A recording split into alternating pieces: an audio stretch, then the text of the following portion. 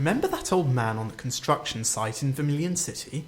He and his faithful Machop were flattening ground for some mysterious construction project. They had apparently been at it for years. There's more to this tale. The story begins in Lavender Town. The Lavender Town chapter of Pokemon Red and Blue was short, but left a profound impact on the player. Team Rocket was at it again, stealing the skulls of the Cubones in the tower. Local celebrity Mr. Fuji attempted to stop them but was easily subdued and taken hostage. Hugh, the valiant hero, rescued Mr. Fuji and put an end to Team Rocket's nefarious plot. The story was juvenile, but there seemed to be so much more to it. Perhaps it's the music that played. It sounds quite simply like fear. It lent an ambience and an intensity not present elsewhere in the game. No wonder it's recalled with such vividness by those who grew up playing the game. But isn't it curious that for a town so dedicated to preserving the resting place of Pokemon, a mere 3 years later the tower had been replaced with a radio tower? Lavender Town had obviously changed the first time you travelled there in Gold and Silver. Aside from the aesthetic changes, the music was now light-hearted and whimsical, entirely different in mood than the previous generation.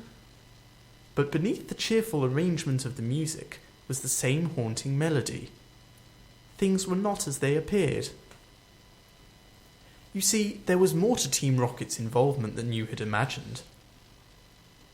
Lavender Town during the time of Red and Blue was struggling. It was a town without a draw. It lacked a Pokemon gym or anything else to attract tourists. Fuchsia had a safari zone, Pewter had a museum, Cinnabar had a famous laboratory, etc. But all Lavender Town had was a massive graveyard that was free to visit.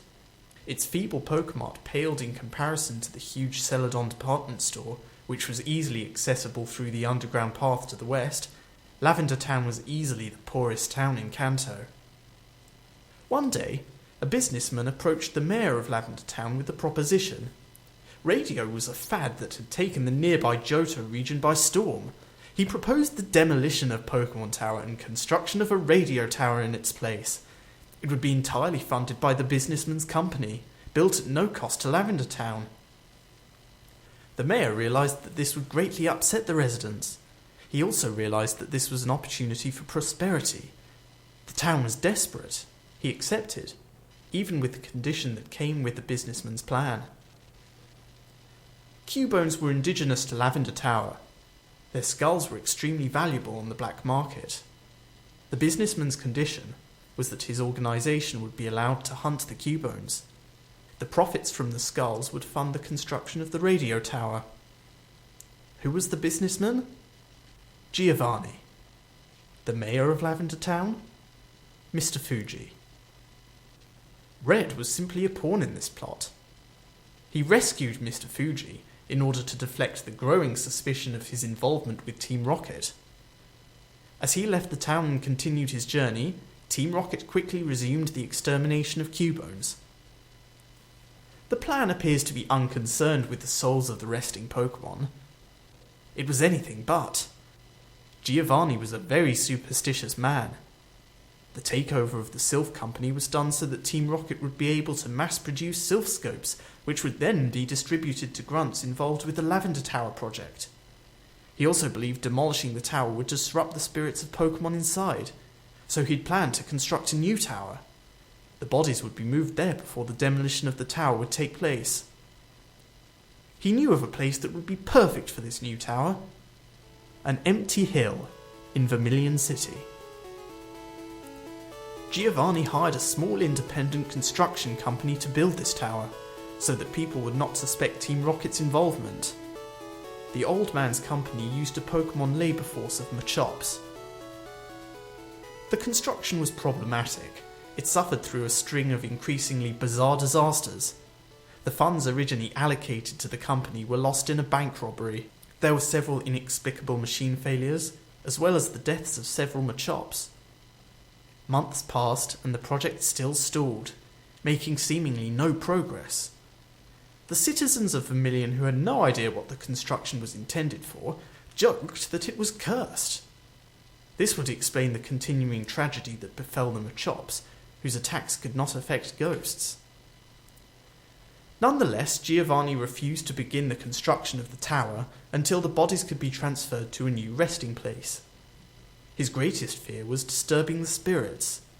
Some of his followers came to view him as delusional. He seemed to believe that the ghosts were trying to communicate with him, that he had in fact disturbed the spirits already, causing their activity in Vermilion. His defeat at the hands of Red, a 10-year-old boy, validated his apprehensions that he could no longer lead an organisation that expected him to carry out a plan that he now feared the consequences of. He relinquished his power and disappeared. The new leaders of Team Rocket shared few of his superstitions and apprehensions. The tower was demolished the next day.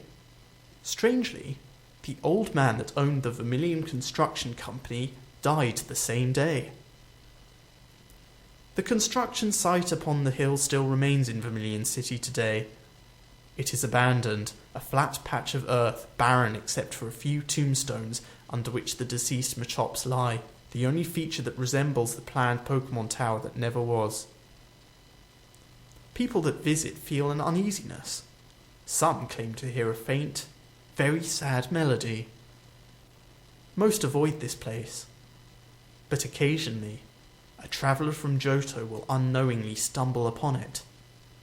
They claim to see an old man and a Machop continuously stomping the ground flat for an important construction project.